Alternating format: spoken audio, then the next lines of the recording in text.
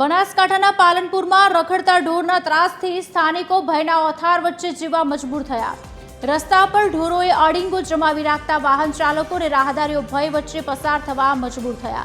ત્યારે નાગરિકોએ વારંવાર રજૂઆત કરવા છતાં ઉકેલ ન આવતા નગરપાલિકાના વિરોધ પક્ષના નેતાએ તંત્ર સામે સવાલ ઉઠાવ્યા।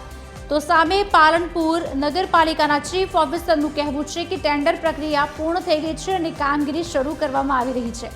ત્યારે નાગરિકોએ માંગ કરી છે કે રસ્તાઓ પરથી રખડતા ઢોરનો કાયમી અને વ્યવસ્થિત નિકાલ કરવામાં આવે।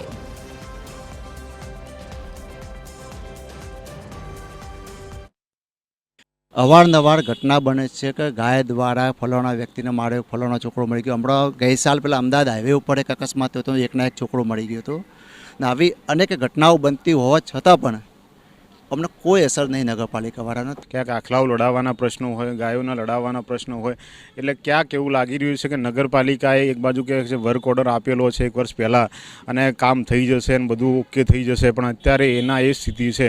જો આટલી નાની સિટીમાં પણ જો નગરપાલિકા ગાયોની યોગ્ય વ્યવસ્થા ન કરી શકતી હોય તો પાલનપુરની પ્રજા નગરપાલિકા પાસે બીજી તો કઈ અપેક્ષા રાખી શકે।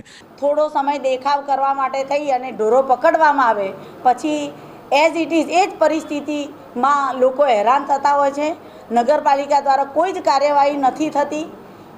રખડતા ભૂંડોના કારણે કેટલાક ભૂંડોના કારણે તો નાના નાના બાળકોના જીવલેણ હુમલા થયા છે, પણ એ માટે બી કોઈ કાર્યવાહી નથી થતી।